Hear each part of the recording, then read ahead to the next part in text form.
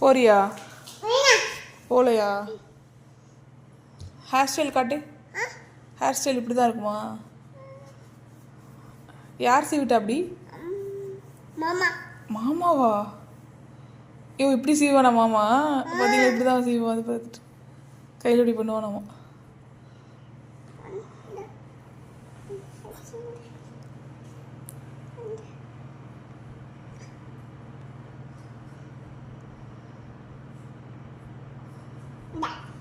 Thank you. அப்படிதான் தலை சீவணுமா பாப்பா? மாமா. யார் சீவிட்டா உனக்கு? மாமா அப்படிதான் சீவுவாங்களா? ஓ சீவி இப்படிங்கிறல்ல போதுமா?